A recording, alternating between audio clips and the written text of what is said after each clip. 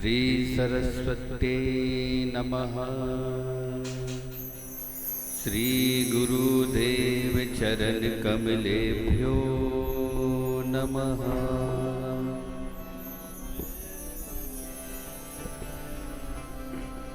अखंड मंडलाकारं व्याप्तं येन चराचरं तत्पदं दर्शितं येन तस्मै श्री गुरुवे नमः।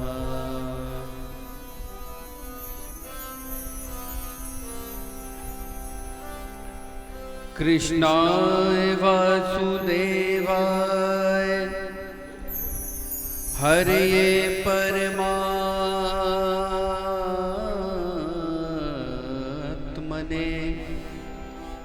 प्रणतक्लेशनाशाय गोविन्दाय नमो नमः।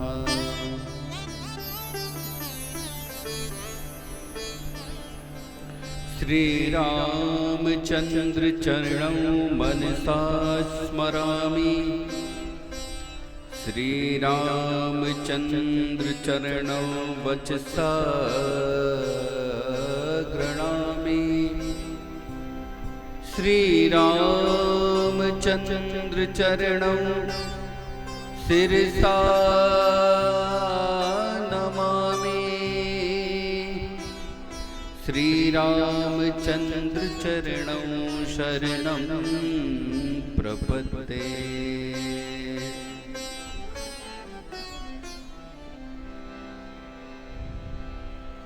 श्री रामचंद्र चरणं शरणं प्रपद्ये। यस्यांके च विभाति भूधरसुता देवपगा मस्तके भाले वाले विधुर्गले च गरलं यशोरशी व्यालराट। सोऽयं विभूषणः सुरवरः सर्वाधिपा सर्वदा सर्वगता शिव शशिनिभ श्रीशंकर पातु माम्।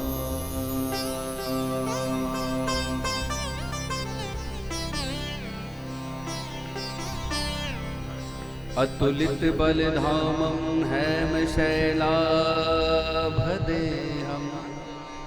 दनुजवन कृशानं ज्ञानिनामग्रगण्यं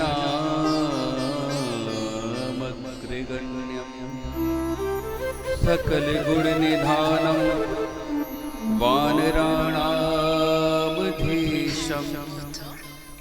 रघुपति प्रिय भक्तं वातजातं नमामि।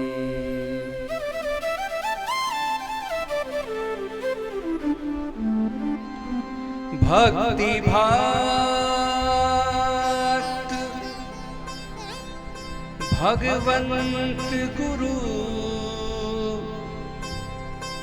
चतुर नाम बपुए।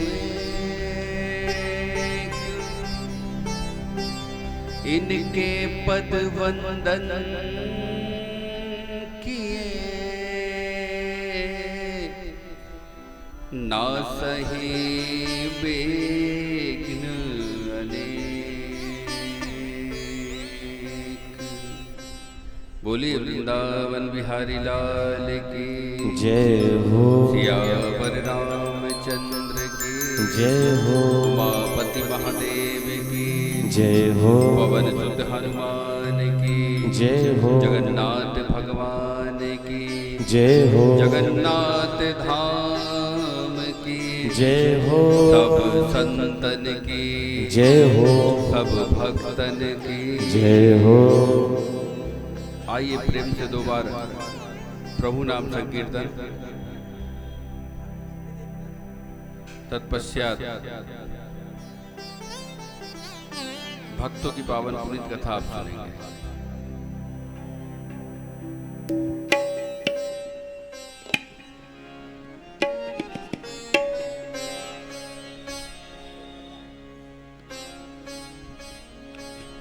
जन्म सफल होगा रे बंदे, मन में राम बसा ले, मन में राम बसा ले। जन्म सफल होगा रे बंदे, मन में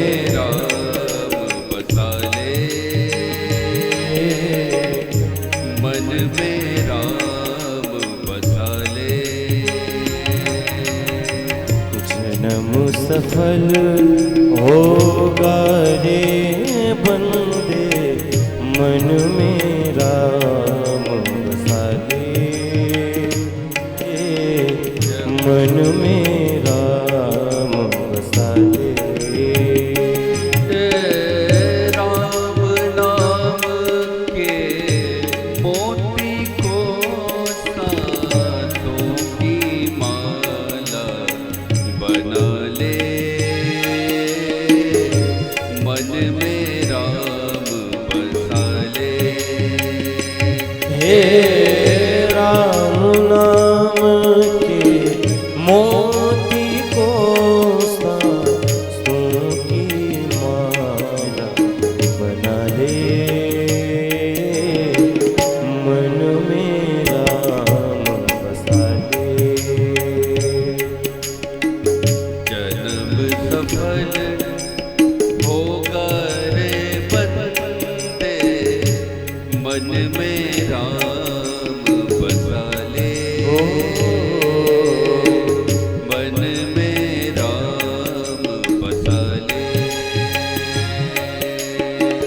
जन्म सफल होगा रे बंदे, मन में राम बसा ले, मन में राम बसा ले। बोलो राम राजा राम, बोलो राम, बोलो राम राजा राम, बोलो राम, बोलो राम राजा राम, बोलो राम, बोलो राम राजा राम, बोलो राम, बोलो राम राजा राम, बोलो राम, बोलो राम राजा राम, बोलो राम, बोलो राम राजा राम, बोलो राम, बोलो राम राजा राम, बोलो राम, बोलो राम राजा राम, बोलो राम, बोलो राम राजा राम, बोलो राम।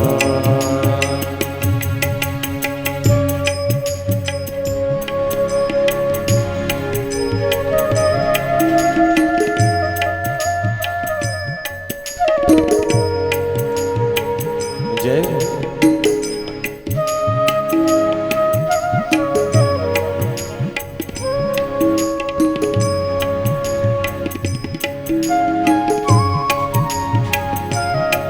हरि।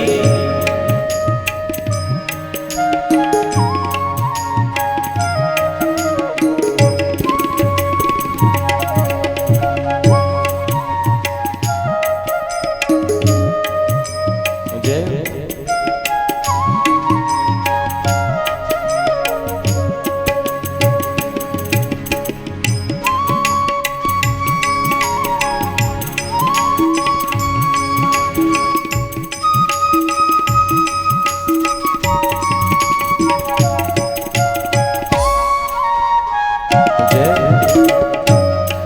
हरि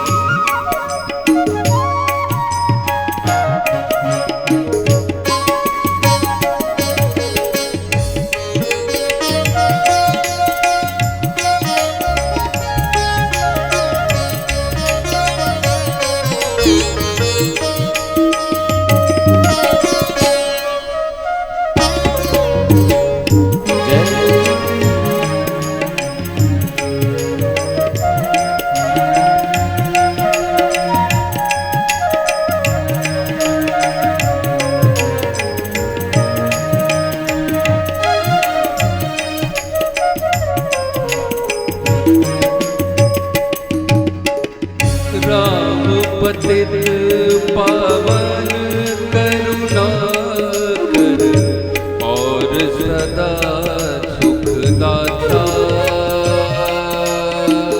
राम पतित पावन करुणा कर और सदा सुख दाता। राम पतित पावन करुणा कर और सदा सुख दाता। राम पतित पावन करुणा कर और सदा सुख दाता। बोलो राम राजा राम, बोलो राम, बोलो राम राजा राम, बोलो राम, बोलो राम राजा राम, बोलो राम, बोलो राम राजा राम, बोलो राम। हे राम पतित पावन करुणा कर और सदा सुख दाता। राम पतित पावन करुणा कर और सदा सुख दाता। सरस सुहावन अति मन भावन, राम से प्रीत लगा ले। मन में राम बसा ले। सरस सुहावन अति मन भावन, राम से प्रीत लगा ले। मन में राम बसा ले। जन्म सफल होगा रे बंदे, मन में राम बसा ले। मन में राम बसा ले। जन्म सफल होगा रे बंदे, मन में राम बसा ले। मन में राम बसा ले।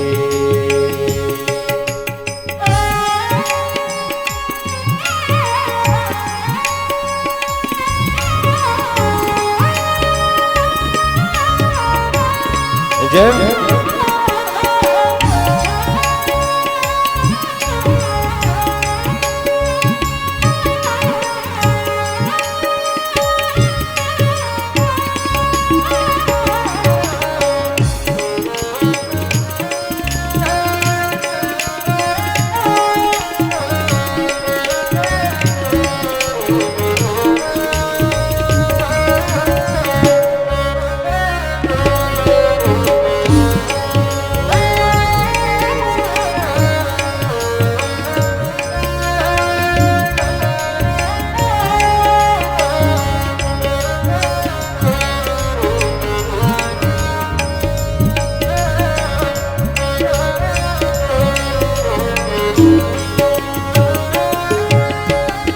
मोह माया है झूठा बंधन, त्याग इसे तू प्राणी।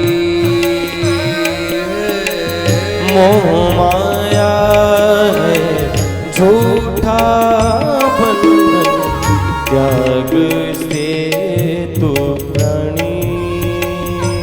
बोलो राम राजा राम, बोलो राम, बोलो राम राजा राम, बोलो राम। हे मोह माया है झूठा बंधन, त्याग इसे तू प्राणी। मोह माया है झूठा बंधन, त्याग से तू प्राणी।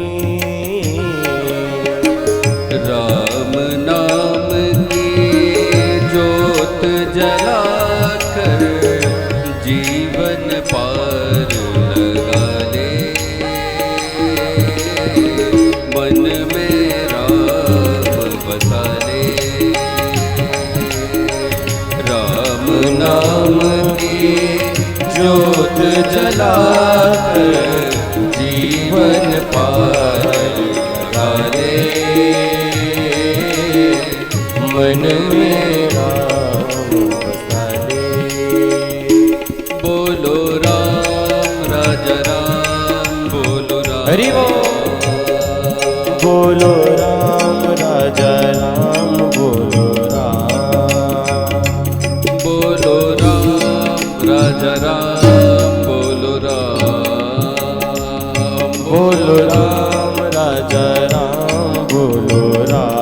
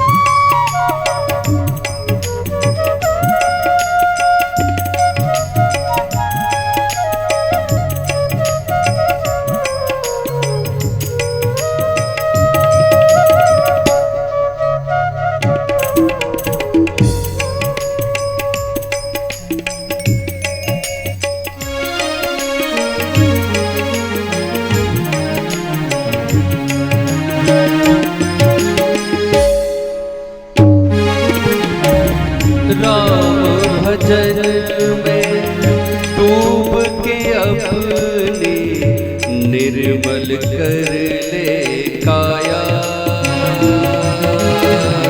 राम भजन में डूब के अपनी निर्मल कर ले काया।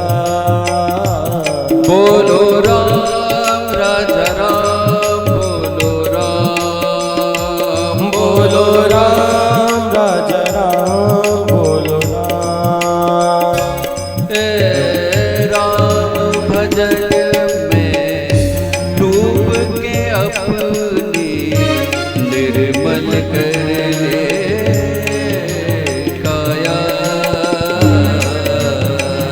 राम भजन में डूब के अपनी निर्मल कर ले काया।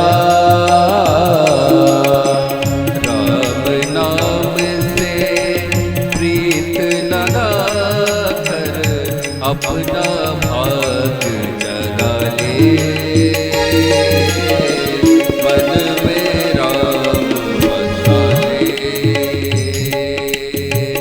राम नाम से प्रीत लगा कर अपना भाग जगा दे, मन में राम बसाले। बोलो राम राजा राम, बोलो राम, बोलो राम राजा राम, बोलो राम, बोलो राम राजा राम, बोलो राम, ओ बोलो राम राजा राम, बोलो राम, बोलो राम राजा राम, बोलो राम, बोलो राम राजा राम, बोलो राम, बोलो राम राजा राम, बोलो राम, बोलो राम राजा राम, बोलो राम, बोलो राम राजा राम, बोलो राम, ओ बोलो राम राजा राम, बोलो राम, बोलो राम राजा राम, बोलो राजा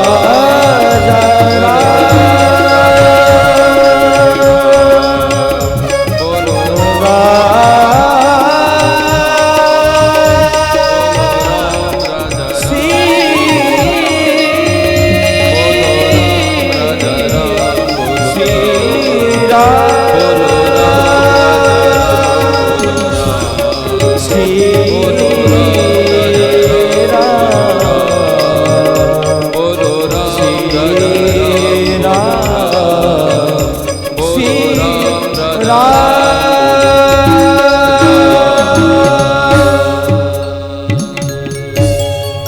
बोले सियावर रामचंद्र की जय हो, बाके बिहारी लाल की जय हो, जगन्नाथ भगवान की जय हो, उमापति महादेव की जय हो, पवन सुत हनुमान की जय हो, सब भक्तन की जय हो, सब संतन की जय हो, जगन्नाथ धाम की जय हो।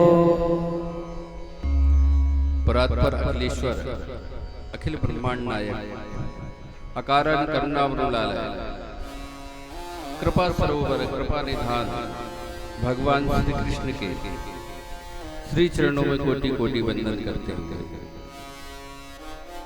मर्यादा पुरुषोत्तम भगवान रामचंद्र जी के चरण कमलों में कोटि कोटि वंदन करते हुए कोटि कोटि प्रणाम करते हुए कर्पूर गौरम करुणावतारम करुणा के अवतार महादेव भगवान शंकर के चरण कमलों में कोटि कोटि वंदन करते हुए श्री हनुमान जी महाराज के चरण कमलों में कोटि कोटि वंदन कोटि कोटि प्रणाम करते हुए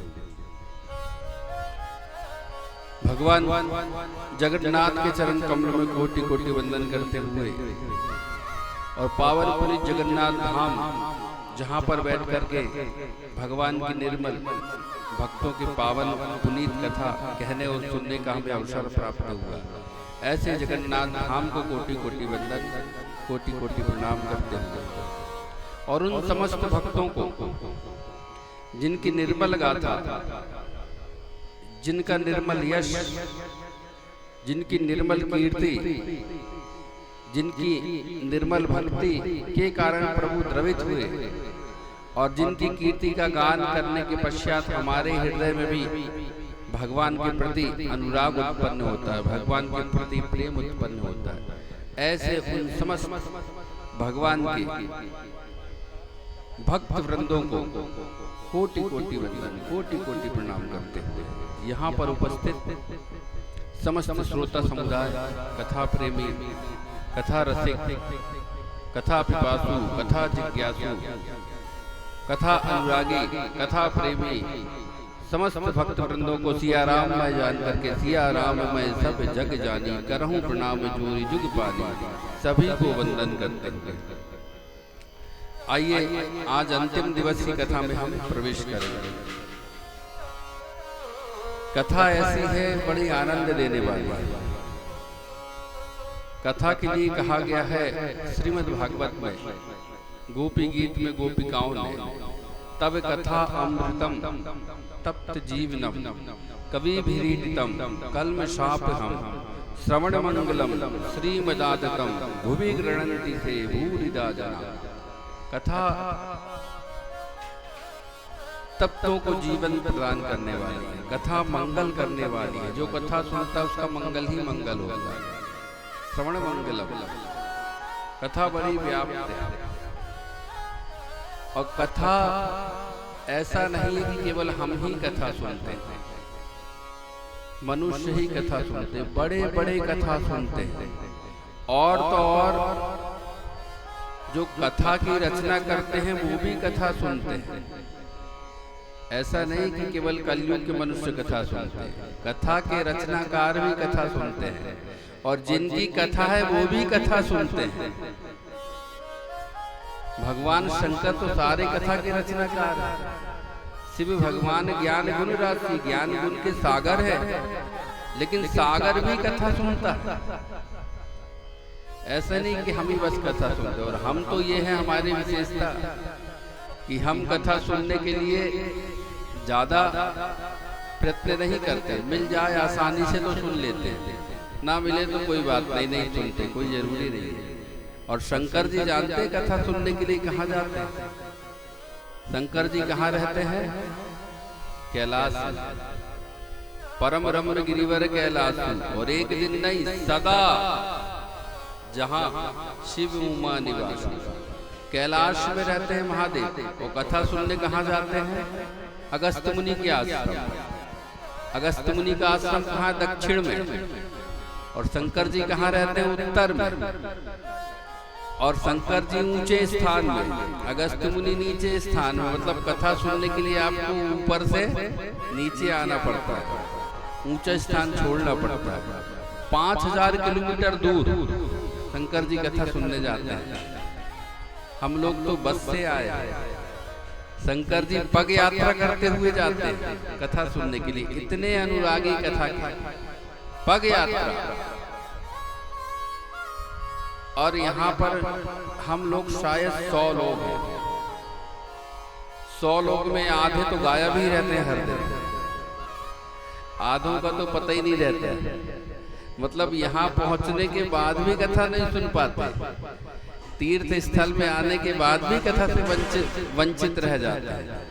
और शंकर जी ऐसे हैं कि कथा सुनने के लिए अपनी पत्नी को लेकर के 5000 किलोमीटर की पग यात्रा करते हैं। और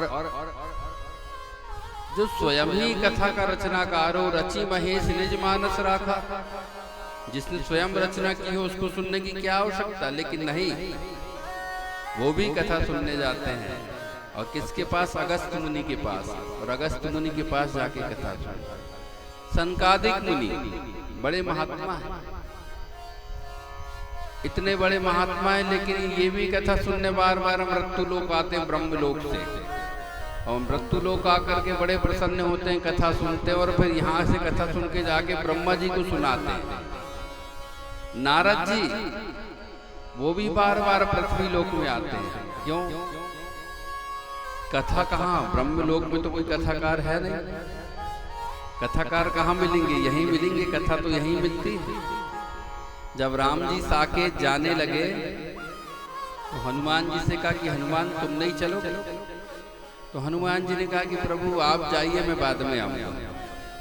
बोले बाद में आओगे? क्यों, अभी क्यों नहीं चलोगे? बोले नहीं नहीं प्रभु आप जाइए, मैं फिर आऊंगा। बोले क्या बात है? बोले एक बात बताइए प्रभु, आपके साकेत में चलूंगा तो वहां पर कथा मिलेगी कि नहीं? कथा सुनने को मिलेगी? तो प्रभु ने कहा कि हनुमान वहां कथा नहीं, वहां तो हम ही मिलते हैं। वहां कथा नहीं मिलती, वहां हम ही मिलते हैं। तो हनुमान जी कहते हैं प्रभु फिर मैं नहीं जाऊंगा। वहां अगर कथा नहीं मिलती ना तो मैं नहीं जाऊंगा, क्योंकि बिना कथा के मैं रह नहीं सकता, कथा के बिना नहीं रह पाऊंगा। और वहां आप मिलेंगे, आपकी कथा नहीं मिलेगी। और यहाँ रहूंगा तो यहाँ तो सर्वत्र अनेक स्थानों में आपकी कथा होती है, तो यहाँ आपकी कथा मिलेगी। और दूसरा, मैंने आपसे सुना है, आप ही कहते हैं कि नाहम वसामि वैकुंठे योगी नाम हृदय नचा, और मद भक्ता यत्र गायंती तत्र तिष्ठाम नारदा।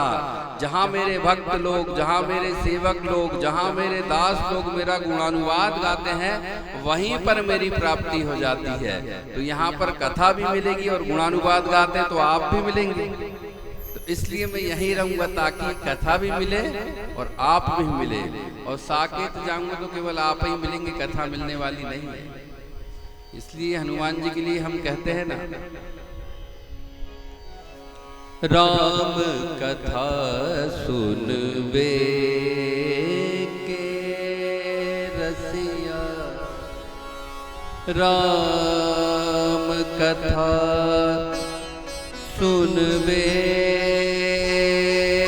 के रसिया, राम कथा सुनबे के रसिया।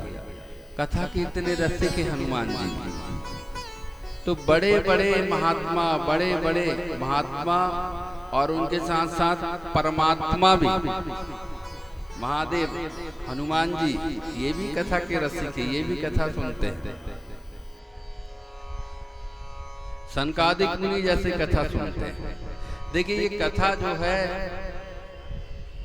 ये कथा की आवश्यकता सबको पड़ती है, चाहे वो कितना ही पहुंचा हुआ क्यों ना हो, कितना ही बड़ा महात्मा क्यों ना हो। जैसे उदाहरण के लिए एक घर है जिसके चारों तरफ से दरवाजे खुले हुए हैं, और जिस घर के चारों तरफ से द्वार खुले होंगे तो क्या होता है, वहां पर सब तरफ से हवा आएगी तो धूल आएगी, कचरा आएगा, और धूल कचरा आएगा तो उस घर में प्रतिदिन सुबह शाम हमको झाड़ू लगाना पड़ेगा। सुबह शाम झाड़ू नहीं लगाओगे तो घर बहुत गंदा हो जाएगा। वहां सुबह शाम झाड़ू लगाने की आवश्यकता है, जिस घर के सारे द्वार खुले हों। और एक मानो ऐसा घर हमने बनवाया, बड़ा सुंदर, बड़ा दिव्य, बढ़िया डेंटिंग पेंटिंग हुई, पुटिंग उटिंग हुई, पेंटिंग हो गई, और बढ़िया पेंटिंग करने के पश्चात उस घर में हमने ताला लगा दिया, और ताला लगा दिया, सारे द्वार बंद है, ताला लगा हुआ, और 6 महीने तक हम उसको खोले ना, और 6 महीने के बाद जब हम उस घर को खोलेंगे तो क्या देखेंगे, भले ही वो सब तरफ से बंद था, सारे दरवाजे बंद थे, ताला लगा हुआ था, लेकिन तब भी उसको खोलेंगे तो कुछ ना कुछ गंदगी वहां भी आपको मिल जाएगी। पता नहीं चलेगा कहां से कैसे धूल पहुंच गई, तो वहां भी आपको गंदगी धूल अवश्य मिलेगी। तो वहां भी 6 महीने बाद खोलोगे तो आपको वहां 6 महीने बाद झाड़ू लगाना पड़ेगा, सफाई करना पड़ेगा। और जिस घर में सब तरफ से द्वार खुले वहां प्रतिदिन सुबह शाम झाड़ू लगाना पड़ेगा। तो देखिए जो सब तरफ से द्वार खुले जो घर है, भवन है, वो आम मनुष्यों का भवन है। आम मनुष्य जो है उनके सब तरफ के द्वार खुले हैं, संसार में वो दिन रात रह रहे हैं, विषय में लिप्त हैं, तो उनके सारे द्वार खुले हैं। सारे द्वार खुले हैं तो इनके द्वार में, इनके भवन में ज्यादा गंदगी समाहित हो जाती है, और गंदगी ज्यादा हो जाती है तो कथा रूपी झाड़ू यहाँ प्रतिदिन लगाना पड़ता है। और प्रतिदिन कथा रूपी झाड़ू नहीं लगाओगे तो अत्यधिक गंदगी हो जाएगी। और जो संतों का भवन है ये उस भवन के समान है जो बड़ा सुंदर है, डेंटिंग पेंटिंग बड़ी सुंदर हो गई, लेकिन उसमें ताला लगा, और ताला इसलिए लगा दिया है कि संत जो है विषयों से दूर रहते हैं, तो ताला लगा हुआ। लेकिन तब भी अगर 6 महीने बाद भी इस घर को खोलते हैं तो कुछ ना कुछ गंदगी उसमें भी चली जाती है। तो ऐसी गंदगी को दूर करने के लिए साधु संत भी इसमें कथा रूपी झाड़ू लगाते हैं और कथा सुनते हैं, ताकि थोड़ी बहुत जो गंदगी जम गई है वो साफ हो जाए। इसलिए कथा की आवश्यकता सबको पड़ती है, सब कथा सुनते हैं, चाहे वो मनुष्य हो, चाहे वो महात्मा हो, अमलात्मा हो, बिल्वात्मा हो, महर्षि हो, कोई भी हो, हर किसी को कथा की आवश्यकता पड़ती है। तो ऐसे ही सौभाग्य से हमें भी कथा तो जीवन में जाए, यही बहुत बड़ी बात है। उसके बाद भी तीर्थ क्षेत्र में अगर कथा सुनने को मिल जाए तो परम सौभाग्य है। तीर्थ क्षेत्र में भी जगन्नाथ धाम में जो कलयुग का धाम है, ऐसे जगन्नाथ धाम में बैठ करके अगर कथा कहने और सुनने का अवसर मिल जाए तो परम सौभाग्य है हमारा, और ये सौभाग्य हमें प्राप्त हुआ आप सबको सुनने का और हमें अपनी वाणी को पवित्र पावन करने का। और कथा के 5 दिन पता नहीं चला कैसे निकल गए। आज अंतिम दिवस है, समय जाते पता नहीं चलता, दिवस जात नहीं लागई बारा, दिन जाते पता नहीं चलता। राम जी माता जानकी से यही कहते, माता जानकी कहती है कि मैं भी आपके साथ वन में चलूंगी।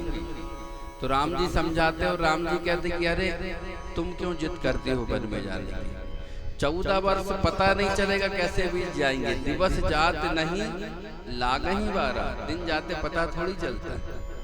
तो 5 दिन कथा के कैसे होगा ये पता ही नहीं चला। आज अंतिम दिवस की कथा में हम प्रवेश करने जा रहे हैं और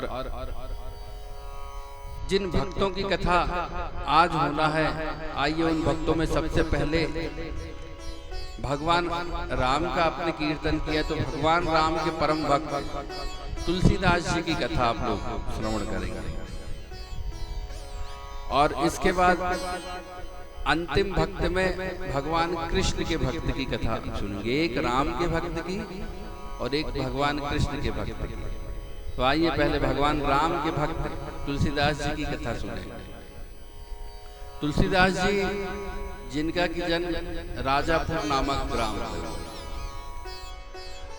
और पिता आत्मा राम, माता हुलसी, दोनों ही भगवान के बड़े भक्त थे,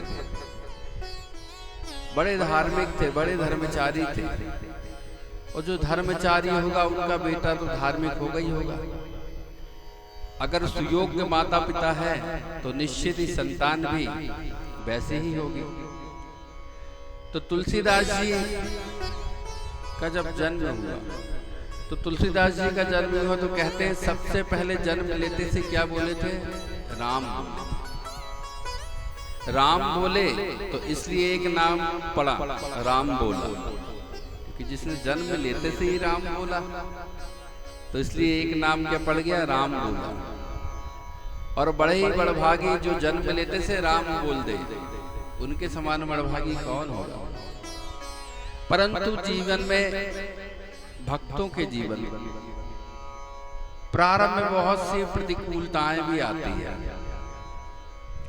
जन्म के बाद क्या हुआ, माता का निधन हो गया और पिता का निधन हो गया, कोई नहीं। तो क्या हुआ, जो दासी थी चुनिया, उसने तुलसीदास जी को रखा और उसने पालन पोषण किया। तुलसीदास जी का जन्म हुआ था तो शरीर भी इनका भारी शरीर, दांत सारे 32 दांत इनके उस समय तो जन्म लेते थे। ऐसे तुलसीदास जी तो बहुत लोग मन में ये आशंका जताते, कहते कि बड़ा अपशकुन, ये बालक ठीक नहीं है, तो कोई रखना नहीं चाहता, सब दूर रहते हैं। परंतु चुनिया ने पालन पोषण किया और 5 वर्षों तक पाला। अब भाग्य की बात है, वो जो दासी जिसने पालन पोषण किया वो भी संसार से गुजर गई, वो भी चल बसी। जब वो भी चल बसी तो अब कोई नहीं रहा देख रेख करने वाला, तो बेचारे पड़े थे, भूखे प्यासे पड़े, कोई देख रेख करने वाला नहीं। सब और ज्यादा मन में विचार करने लगे, ये बालक ही ठीक नहीं है। जन्म लिया, उसके बाद माता पिता चल बसे, जिसने रखा 5 वर्ष पाला पोसा वो दासी भी चल बसी, तो सब दूरी बना लेते हैं। संग सखा सब तज गए,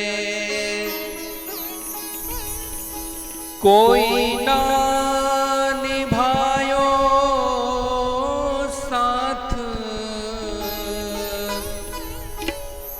कह नानक इस विपत में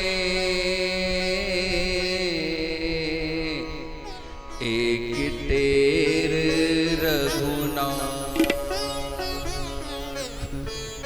एक टेर रघुनाथ।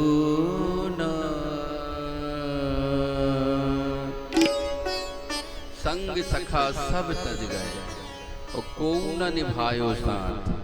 जब सब छोड़ दे, कोई साथ ना निभाए, तो कह नानक इस विपत में एक टेर रघुनाथ।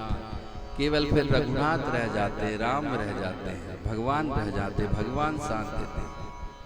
जिसने जन्म लेते से ही राम बोला हो, वो किसका प्रिय हो गया? शंकर जी का प्रिय हो गया। क्योंकि भगवान शंकर उनको सबसे प्रिय है राम नाम। 24 घंटे जो राम राम करते हो तुम, पुनि राम राम दिन राती, सादर जपते अनंग राती। तो भगवान शंकर ने देखा जब, तो भगवान शंकर ने बालक की दुर्दशा देखी तो पार्वती जी को आदेश दिया,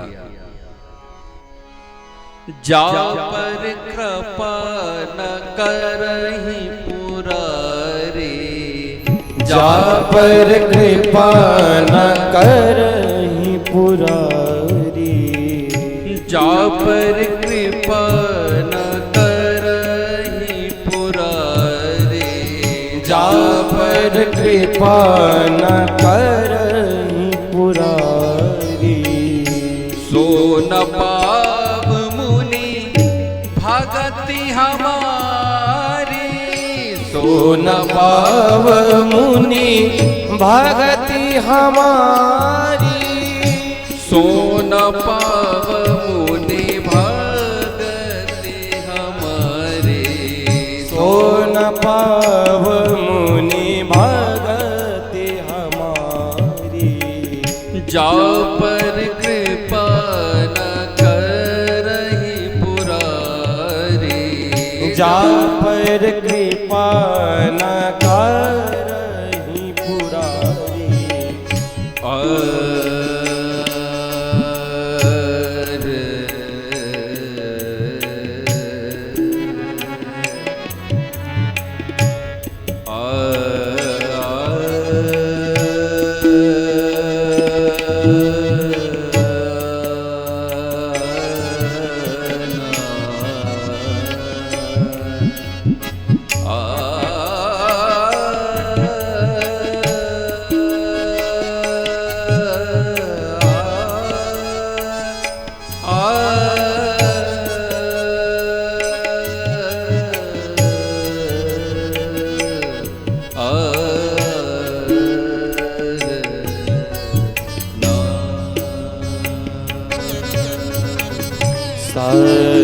रे ग प ध नि ध म रे ग प ध सा रे नि ध म रे ग रे नि ध ग रे सा।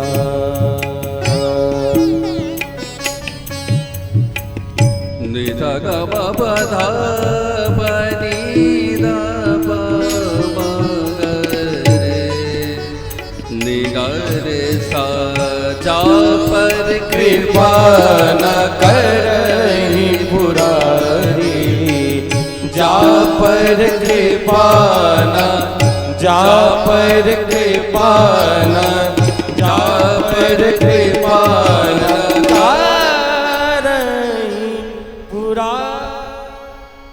जा पर कृपा न करहि पुरारी, जिस पर महादेव कृपा नहीं करते उसको भगवान की भक्ति नहीं मिलती, भगवान की भक्ति प्राप्त नहीं होती। भगवान शंकर ने पार्वती जी से कहा कि तुम जाओ और ये बालक की बहुत दयनीय दशा है, तो इसके लिए तुम भोजन का प्रबंध करो। माता पार्वती स्वयं जाती है और माता पार्वती जाकर के अपने हाथों से तुलसीदास जी को भोजन कराती है।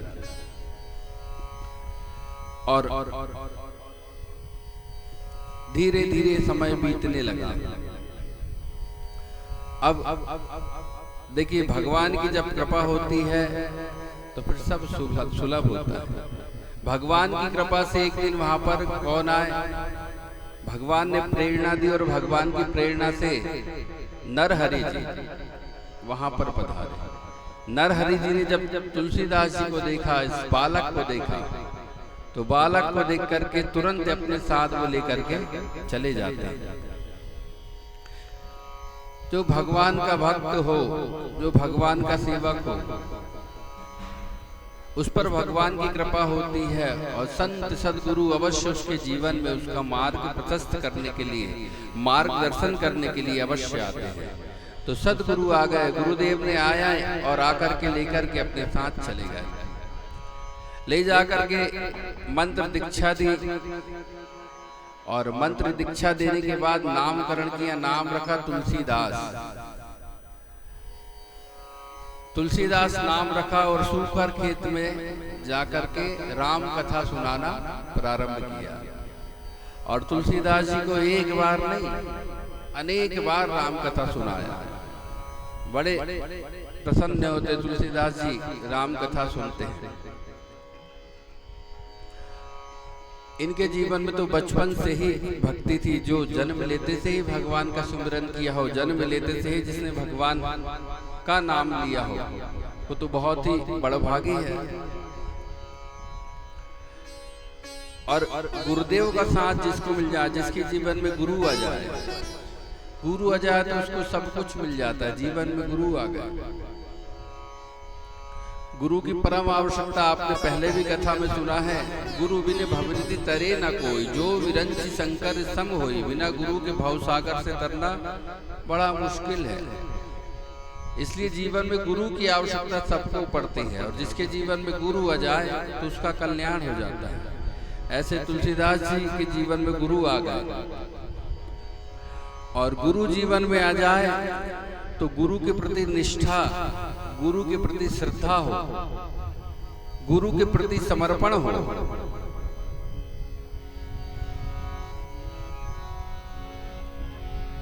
गुरु मेरी भक्ति गुरु गोविंद, गुरु मेरा पार ब्रह्म, गुरु भगवंता, गुरु मेरी पूजा, गुरु गोविंद, गुरु मेरा पार ब्रह्म, गुरु भगवंत।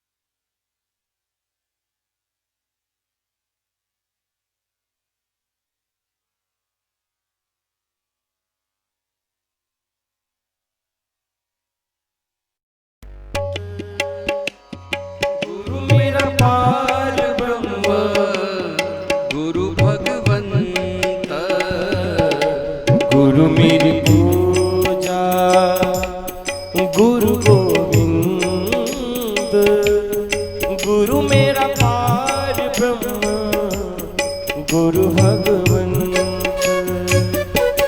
गुरु मेरा पार ब्रह्म, गुरु भगवंत, गुरु मेरा पार ब्रह्म, गुरु भगवंत।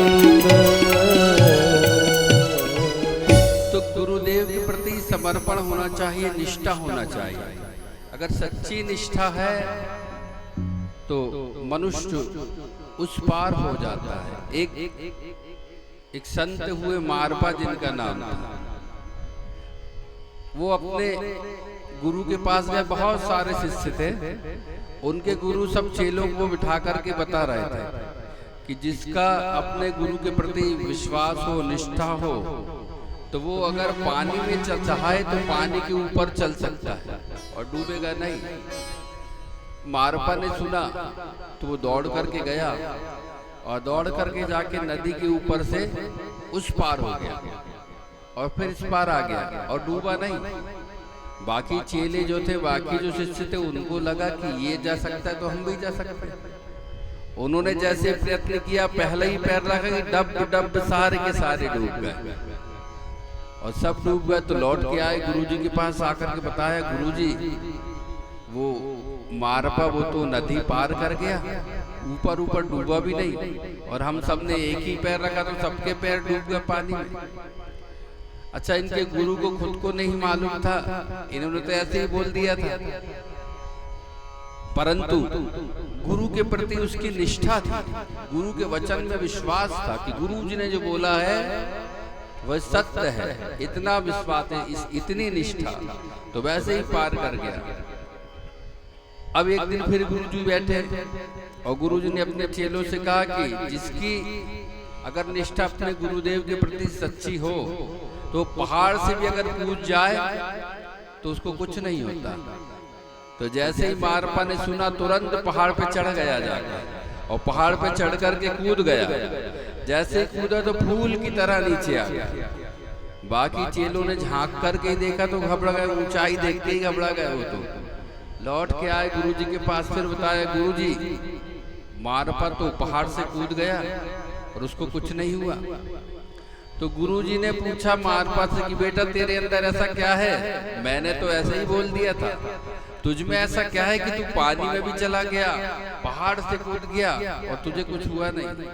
तो उसने कहा बड़े भोले भाले भाव से कि गुरुजी मुझे कुछ नहीं मालूम, मैं कुछ नहीं जानता, मुझे केवल एक ही बात मालूम है कि जो मेरे गुरुजी बोलते हैं वो सत्य है, जो गुरुजी ने कहा वो सत्य है। बस मैंने आपके वचनों पर विश्वास किया। सच्ची निष्ठा, सच्ची श्रद्धा, सच्चा विश्वास ही अनूठा रसायन बन जाता है, जो भव सागर से पार करने वाला हो जाता है।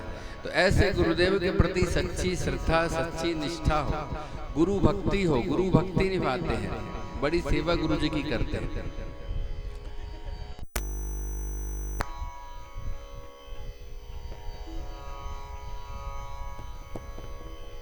एक बार गुरुजी तुलसीदास जी को काशी लेकर के गए। काशी लेकर के जब गए तो वहां पर एक बहुत पहुंचे हुए संत आए हुए थे, सनातन नाम था उनका। तो वो बैठे हुए थे और उनके प्रवचन चल रहे थे। तुलसीदास जी बड़े ध्यान लगा करके, बड़े सावधान होकर के उनके वचनों को, एक एक वचनों को श्रवण कर रहे थे। देखिए, जब कोई विशेष व्यक्ति कुछ बताए तो सावधान होकर के ही सुनना चाहिए। सावधान तया सुनो, सावधान और सुनो, असावधानी से नहीं सुनना चाहिए। असावधान होकर के सुनोगे तो पता लगा कुछ समझ में आई नहीं, कुछ सुना कुछ नहीं सुना, पता ही नहीं क्या सुना क्या नहीं सुना। इसलिए सावधान होकर के सुनो। जैसे एक बार एक व्यक्ति ने रात भर रामायण सुना, सुबह कहता है गुरुजी समझ में ये नहीं आया राक्षस राम थे कि रावण थे।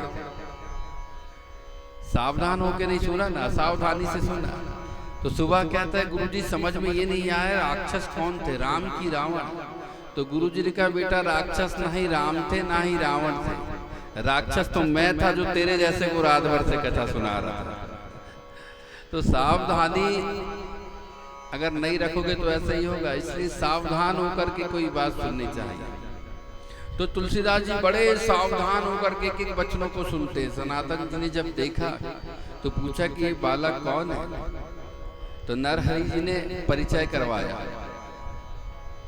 और बताया कि ये हमारा शिष्य है, तुलसीदास इसका नाम है। और गुरुदेव अब एक काम कीजिए, आप इसको अपनी शरण में रखें, मैं तीर्थ यात्रा में जाना चाहता हूँ, अब आप अपना सानिध्य से प्रदान करें। इस प्रकार सनातन जी को तुलसीदास जी को सौंप दिया नरहरि जी ने, और स्वयं तीर्थ यात्रा करने के लिए निकल गए, चले गए। अब सनातन जी के पास रह करके और सारे शास्त्रों का अध्ययन करते हैं, स्वाध्याय करते हैं, ज्ञान अर्जित करते हैं। और बहुत समय के पश्चात लौट कर के आए नरहरि जी। नरहरि जी लौट कर के बहुत समय के पश्चात आए तो कुछ समय बाद उनका भी देहांत हो गया। जब गुरुदेव का देहांत हो गया नरहरि जी का, तो अब तो कोई बचा ही नहीं संसार में। बाल्यकाल में ही माता पिता का देहांत हो गया था, जिसने पालन पोषण किया वो दासी का देहांत हो गया। गुरुदेव लेकर के आ गए थे और अब गुरुदेव भी संसार से चल बसे, अब कोई नहीं रहा। तो क्या हुआ, लौट करके अपने गांव आ गए राजापुर, और गांव में आकर के निवास किया, गांव में आकर के रहने लगे। अब गांव वालों ने जब देखा ब्राह्मण को, अकेले बेचारे स्वयं भोजन बनाते हैं, स्वयं सारे कार्य करते हैं। तो बहुत निवेदन किया, बहुत निवेदन करने के बाद पश्चात जबरदस्ती विवाह करवा दिया। विवाह करना नहीं चाहते थे, लेकिन जबरदस्ती विवाह करवा दिया। अब विवाह हुआ तो उसके बाद पत्नी पर इतने आसक्त हुए कि एक बार कहीं गए थे और पत्नी के घर से मायके से लेने के लिए कोई आ गया, तो पत्नी अपने मायके चली गई। तुलसीदास जी जब लौट कर के आए और पता चला कि पत्नी मायके चली गई है, तो इतने आसक्त थे कि बारिश के दिन वर्षा ऋतु में रात्रि में ही अपनी पत्नी से मिलने के लिए चले ससुराल।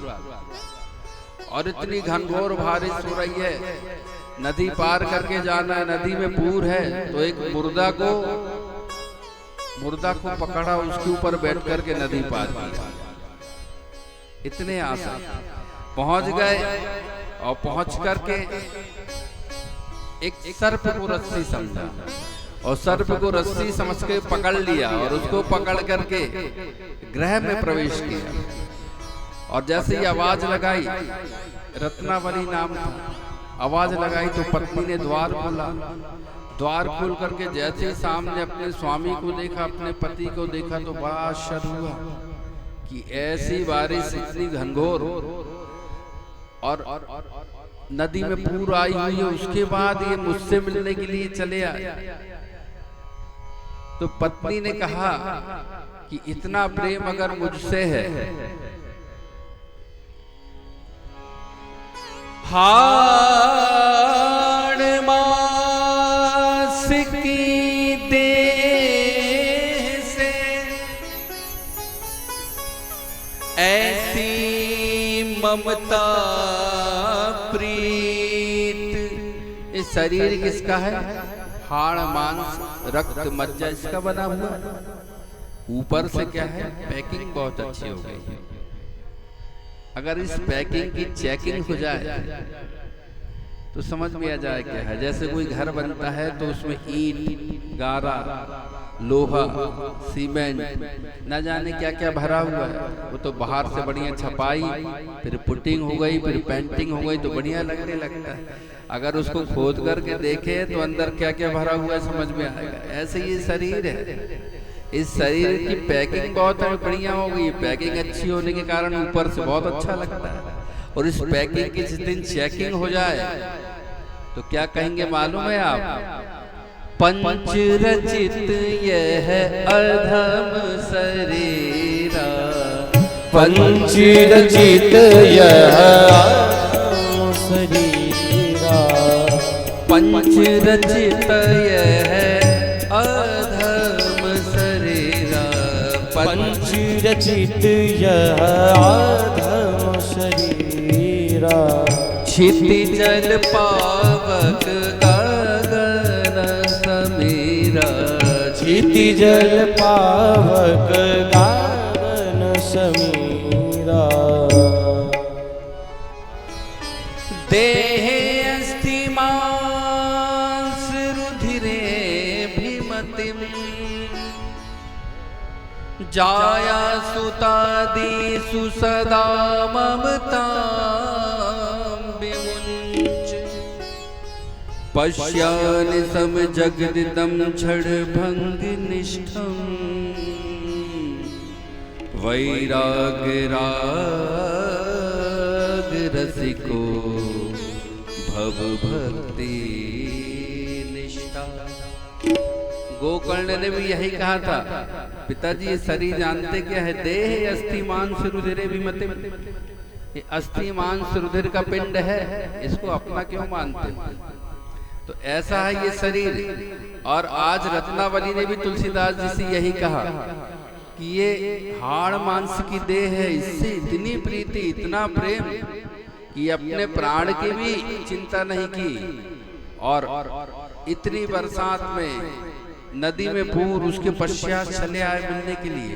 अगर इतना प्रेम जितना आपको इस हाड़ मांस की देह से है, इससे अगर जितना प्रेम है इसका आधा ही अगर भगवान से हो जाए, राम से हो जाए, तो क्या हो?